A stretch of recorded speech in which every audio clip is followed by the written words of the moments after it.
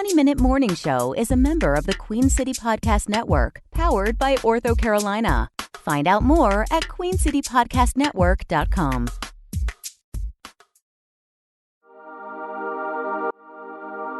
One of Charlotte Radio's favorite personalities, Keith Richards, joins us on the 20-Minute Morning Show. It's like every day we got to keep reminding you, we're good people, we're decent, we're hardworking. We do just like you do, but you won't treat us like that and give us the respect that we deserve. We respect you, but you won't respect us on the other end. 20-Minute Morning Show for Wednesday, June 26th.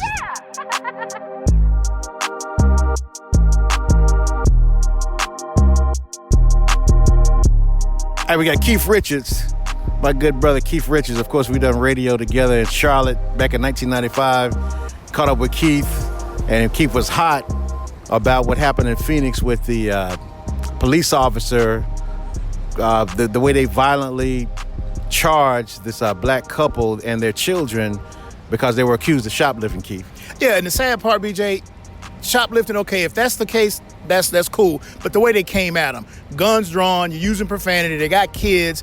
What if an officer accidentally pulls that trigger? That lady's pregnant, you got her kids, they're traumatized, and it's just the way they came at them. But then, BJ, the police chief, a black female, she's literally making excuses. Well, we haven't seen the whole story.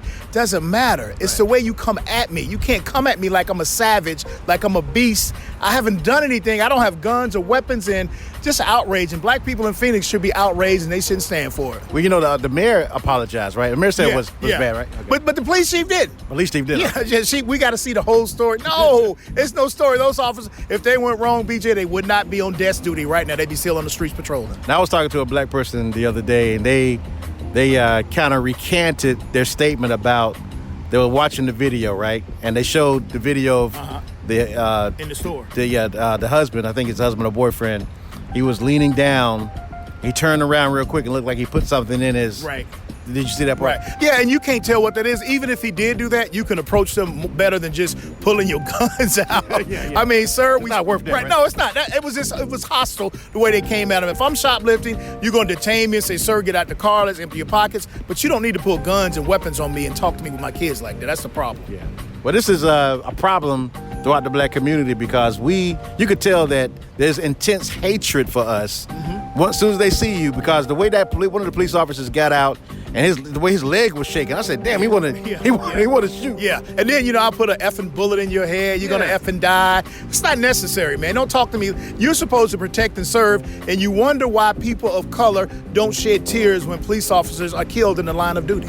Now, I'm going to tell you another thing I saw. I don't know if you saw that incident where there was a brother that got pulled over and he drug a police officer for like a couple of miles, whatever, going 60 miles an hour. Right. That was kind of crazy. Well, and again, he was wrong for what he did, but scared for his life, and that's we shouldn't be doing that. Yeah. I shouldn't be scared to pull over because blue light's flashing at me. Yeah. But I'm scared for my life because I'm gonna die. That's what I'm thinking. I'm going to die. That's what's gonna happen, and we gotta stop. We gotta stop giving badges and guns to anybody. Yeah. And then there's a lot of stuff like I'm trying to bring a little balance to it. It's like a lot of stuff that we doing that's kind of perpetuating the stereotype, you know what I'm saying? If the brother was stealing, I'll say, well, he should have been stealing because they wouldn't have had a cause to even pursue him. And then you got the brother just driving 100 miles an hour with a cop.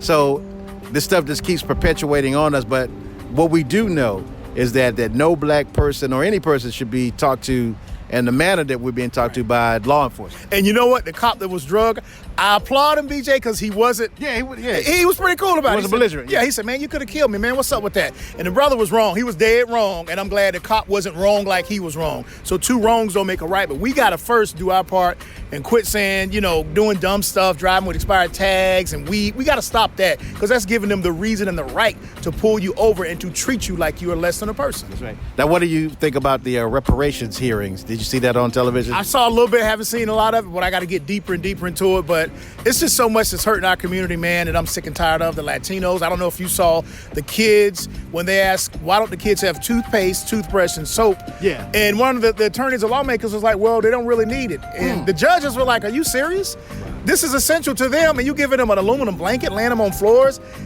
I'm so outraged at our people, man, the humanitarian efforts of, forget Democrat, forget Republican, these are kids we're talking about. And this also leads back to the conversation where after 400 years, of being in America, and we're still trying to convince people that we're human beings. Isn't that a bit ridiculous? Well, why do we have to, it's like every day we got to keep reminding you, we're good people, we're decent, we're hardworking, we do just like you do, but you won't treat us like that and give us the respect that we deserve. We respect you, but you won't respect us on the other end. Right. So what are you going to do? How old is your daughter now? She's 11 years old. So you mean to tell me that when she's like a teenager, when she gets like 18, 19, 20 years old, that she's going to be talking about the same stuff that we talking about? Isn't that insane? Exactly. She even knows right now with the president, with that situation and how Hillary Clinton got treated and women are being treated. And I'm telling her, you are a little girl about to be a young woman.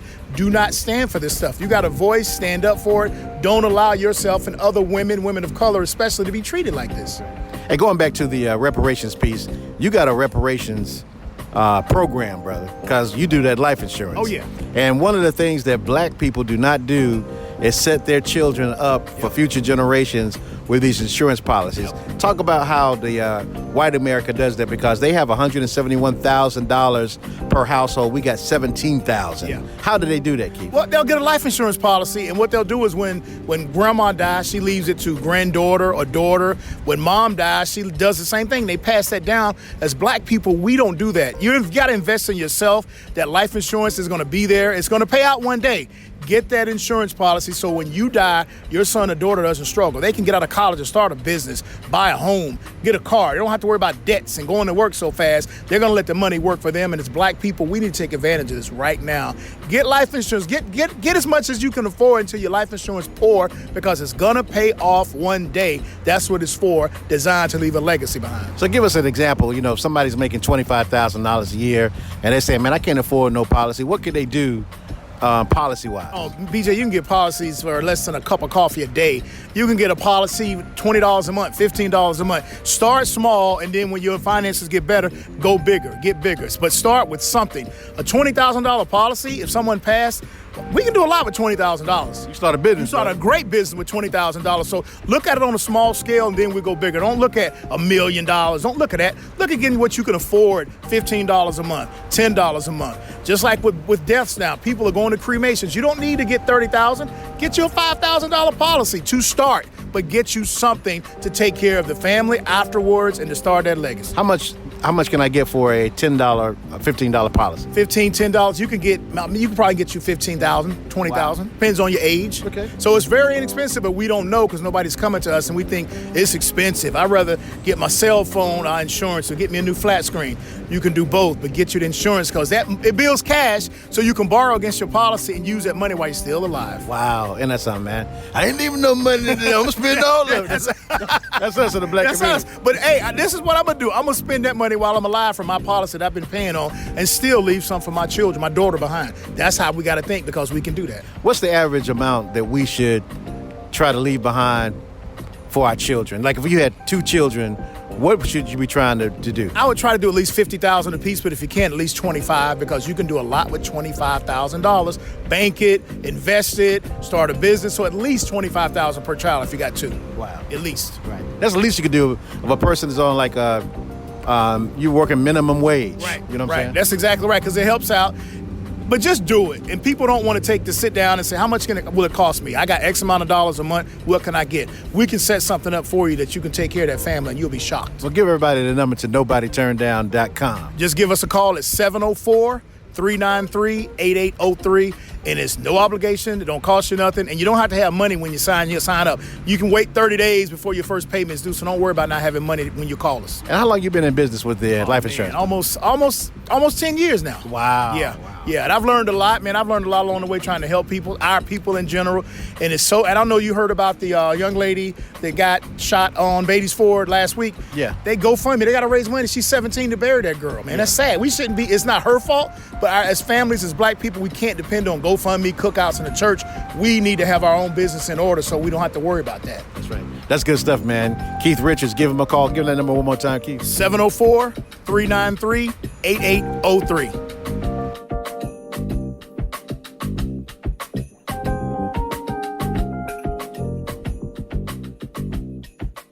Now, that's one thing we got to do. We have to get these insurance policies to make sure after we die that we secure our family with hundreds of thousands of dollars so that our children and our grandchildren and our great-grandchildren can start their own businesses and not have to go out here begging for a job, which they don't have these days. Let's do something different that wasn't done for us. Let's leave a powerful legacy for our children. Make sure you get with Keith, y'all. Get with Keith. I'm going to get with him to get me some more insurance so I can make sure that my people are taken care of. Let's check it now. AK with UIN News. This is UIN, the podcast.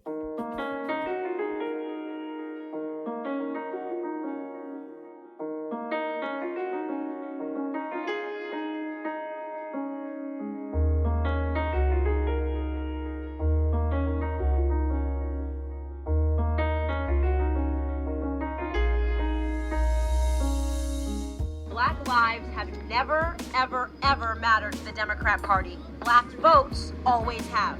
They create this narrative every 4 years that the Republicans are racist. They try to scare us. Are we such punks that we are so scared to try something different because every 4 years they knock for our votes and they say, vote for us because the other guy's racist? This is our time. Make America Great Again is for us too.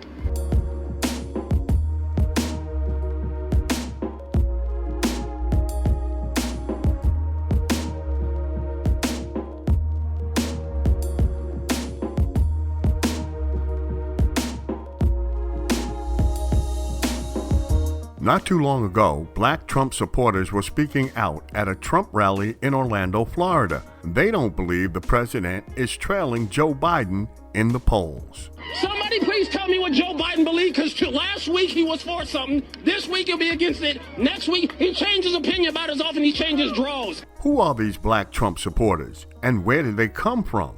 UIN is bringing you this story because we bring you news and information for and about people of color.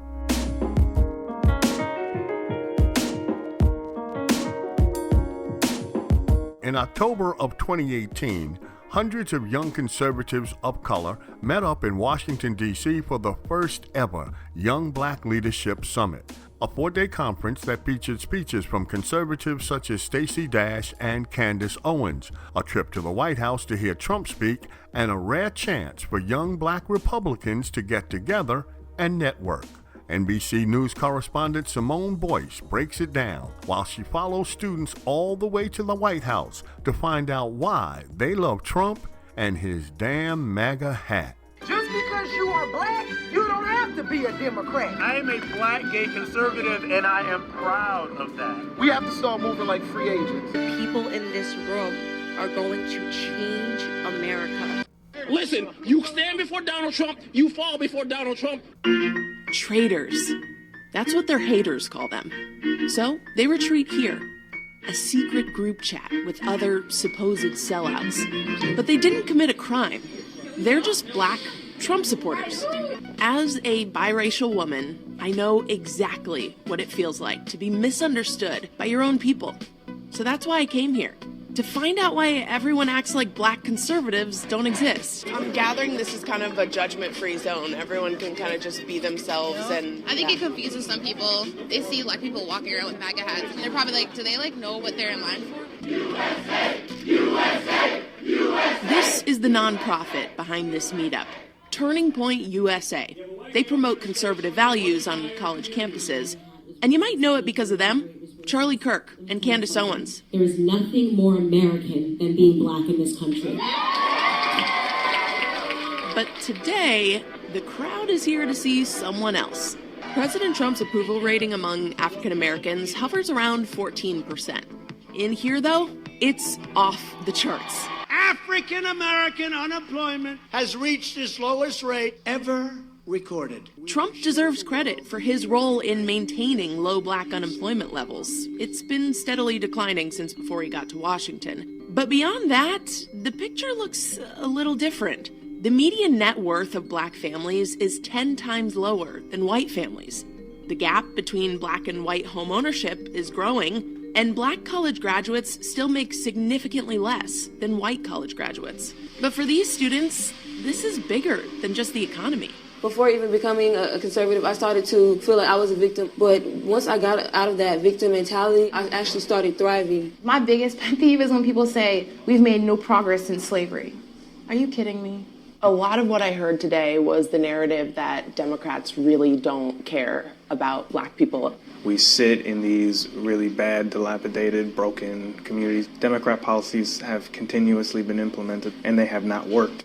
Welfare reform is on the president's to-do list. And this gets to the core of conservatism, that liberal policies unintentionally do more harm than good. After LBJ created social programs like food stamps and Medicare in the 60s, the rate of black economic progress actually slowed down. They made progress, but not as quickly as in the 5 years before these programs started. Still, there are far fewer black people in poverty today than there were back then. But even if conservatives are right about welfare holding folks back, sometimes Trump makes things complicated. After Charlottesville, when he said there were fine people on both sides, do you think that was racist? No one likes to see Nazis parading around, singing Blood and Soil. That could have been handled a lot better. Trump sometimes says things in the wrong way. I never feel like he's personally attacking the black community. Not all black conservatives agree. We met up with Quadricos Driscoll. He's a Republican who teaches religion and politics at GW.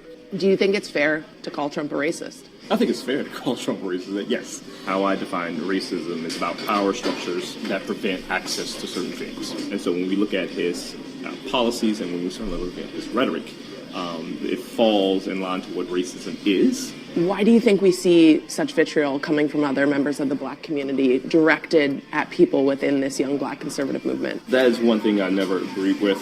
Black conservatives aren't going away. He's right. This isn't some new trend. Then why are there so many culturally conservative African Americans who don't vote Republican? Well, it goes back to the end of slavery, when black people did vote red. But just as they became Republican leaders in the 1930s, Hoover's administration kicked them out to appeal to Southern racists. It's when Roosevelt's New Deal came along that minorities saw a chance to turn their misfortunes around. And when Republican presidential nominee Barry Goldwater opposed the Civil Rights Act, that's when many black voters switched to loyal Democrats. Being a black conservative, you kind of feel like you're the only one. People have been really crazy, especially black people. I had some people tell me to bleach my skin, kill myself, you're a coon, you're Uncle Tom. It's like one thing to be called those things by like white people. When it's within your own community, it hurts. I noticed on your Twitter you had that post about wearing your MAGA hat for the first time. It's giving me courage to stand up for what I believe in. Here's the thing about the hat. When these guys wear it, it's an act of defiance that says we're not Democrats and we are not invisible. Look, people are messy, too messy for the simple little boxes society wants to put us in. And if someone doesn't fit, it's becoming much easier to dismiss the unknown rather than try to understand it. America first! America first!